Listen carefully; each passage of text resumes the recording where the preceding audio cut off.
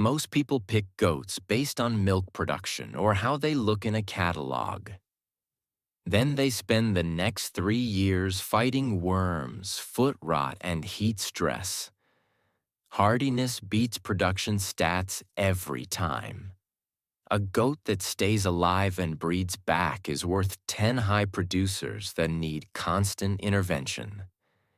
Today, we're ranking 7 breeds that actually thrive on pasture and 3 that look great until you own them. Hoof integrity on wet ground. Some breeds have hoof walls that resist skull and rot, even in high moisture climates. Parasite resistance.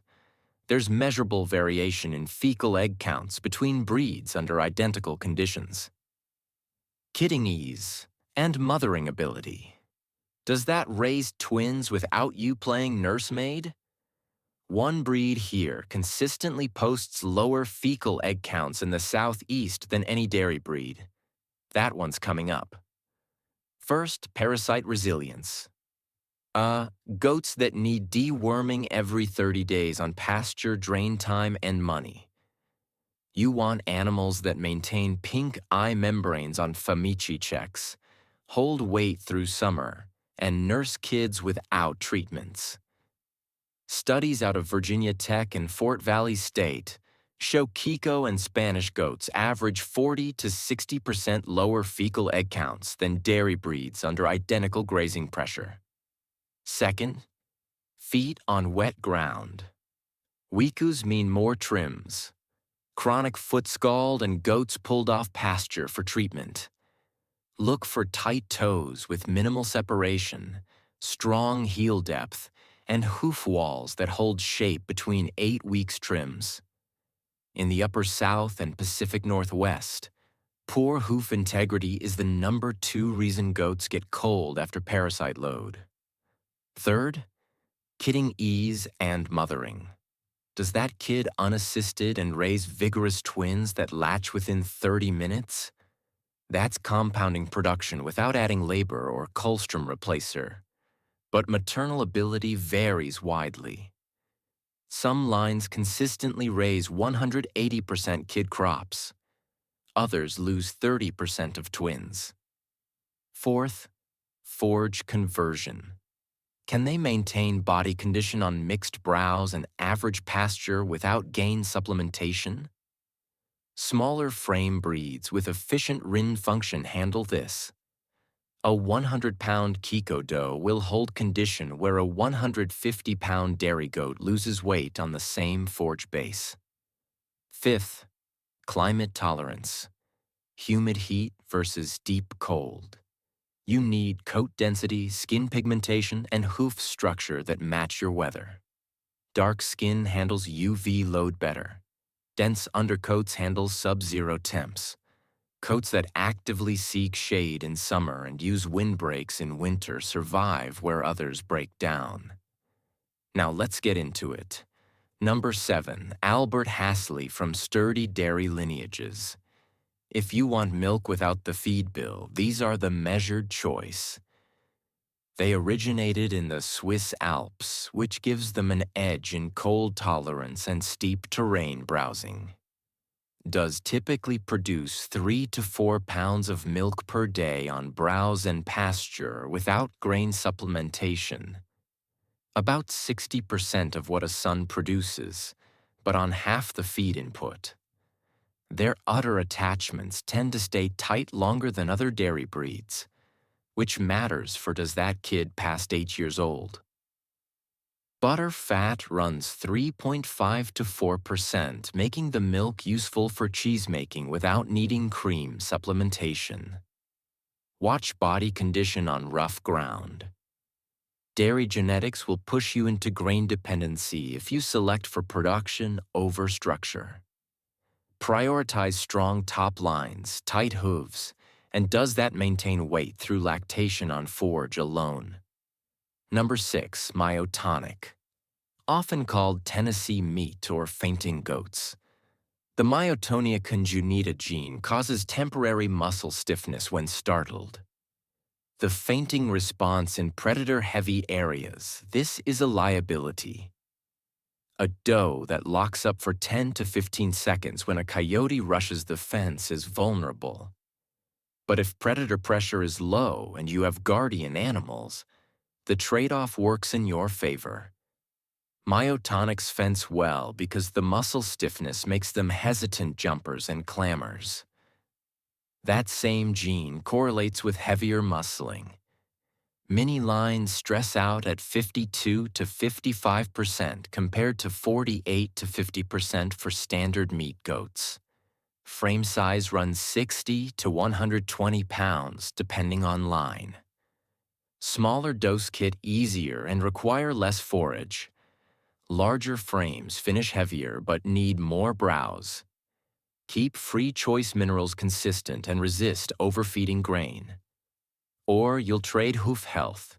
You'll trade hoof health and fertility for short-term growth. Expect a low-intervention kitting and a manageable frame that holds up on pasture without supplements. Number 5. Spanish. The U.S. land race me goat built by natural selection, not show rings. These goats earn their keep on scrub and thorn bush so they convert rough forage into weight with minimal help. Research from Tennessee State University showed Spanish goats had 50% lower fecal egg counts than Boer goats under identical parasite pressure. A separate study at Fort Valley State found Spanish does maintain higher packed cell volumes during peak parasite season, meaning they stayed productive while other breeds crashed. You want lines proven on pasture near you that local adaptation drives their resilience. Look for tough feet, heat tolerance, and those that raise twins without grain supplementation. Ask breeders for fecal egg count history and dewormer classes used. Walk away from herds that blanket treat every 30 days. Target famishy-based deworming rather than calendar schedules. Spanish does consistently raise 180 to 200% kid crops on pasture.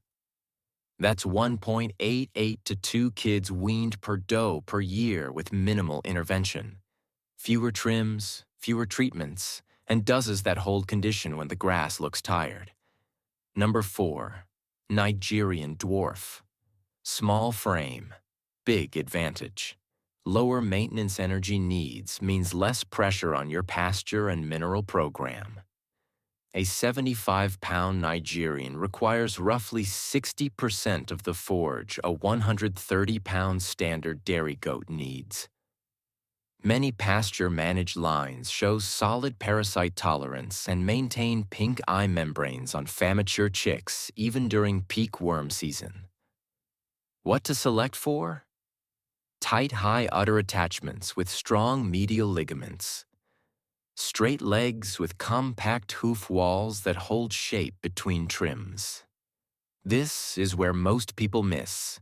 Show-only lines often drift on feet and parasite resilience. Work with herds that graze mixed browse. Track feel egg counts and select against animals that need repeated treatments. Give them diverse forage, briars, saplings, weedy edges, and let their size advantage work on small acreage.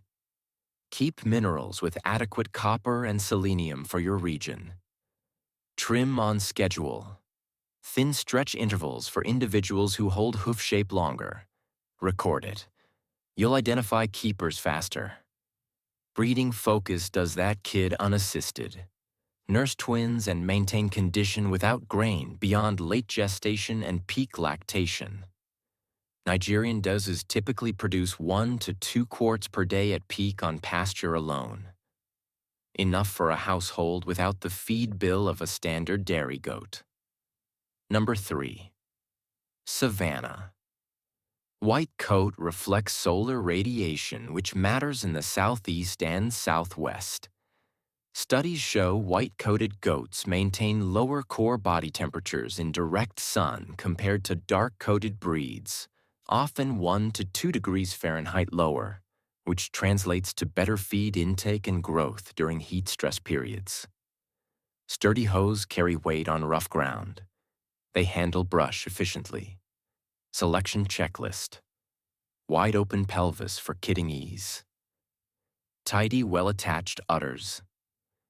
Deep heel with strong toe shape. Kids that stand and nurse within 20 minutes. If you're in humid heat, prioritize families with documented low deworming frequency under pasture pressure. Savannas perform well on rotational grazing that mixes plant heights and types. Brambles, sumac, multiflora rows use shade and fresh water to keep intakes high. Watchkin condition around ears and neck for early copper deficiency signals. Look for rough coat texture or color fading. Prioritize firm, durable feet and track trim intervals to identify lines that hold shape through mud season. Number 2. Kiko. Bred in New Zealand for low input systems and selected on pasture for survival traits. You'll see strong mothering, fast kid vigor, and adults that hold body condition on mixed browse. Research from multiple southern universities consistently show Kikos averaging 40 to 50% lower fecal egg counts than Boer goats, under identical grazing conditions. The buying rule. Human state proof beats paperwork. Ask for fecal egg count history per animal. List of dewormer classes that still work in that herd and the last 3 kidding seasons intervention rate. If those numbers aren't tracked, find another seller on pasture. Kiko, shift your labor from treatment to rotation. Use targeted selective treatment based on FAMIK scores. Maintain refugia by leaving low-count animals untreated and set clear selection thresholds. No repeated dewormings in a season. Sound feet during wet periods and utter health maintained outside early lactation recovery. Pair Kikos with browse dense paddocks and 35 to 45-day rest windows when rain is heavy. You'll see the trait they're known for: survival and growth with minimal intervention. Number 1. Spanish brush type lines. The one selected under work, not show rings. Tennessee State University tracks Spanish goats against Boer goats under identical grazing pressure. The Spanish maintained 50% lower fecal egg counts throughout the trial. Fort Valley State measured anemia levels during peak parasite season. Spanish does maintain healthy blood cell counts above 28%, while Boer does dropped below 22%. That's the difference between a doe that keeps producing and one that crashes. Arkansas ran a multi-year production trial on pasture. Spanish does average 1.9 kids wean per doe per year with 60% fewer dewormings than commercial meat breeds. Kidding assistance rate was 4% compared to 18% for Bowers in the same system. Frame weight runs 80 to 120 pounds for does, which translates to lower maintenance energy needs. A 100-pound Spanish doe requires roughly 30% less forage than a 150-pound Boer to maintain the same body condition score. Hoof structure trends toward compact walls with deep heels. In a South Carolina study, Spanish goats required 2.1 trims per year on pasture versus 4.3 for dairy breeds and 3.8 for Boers.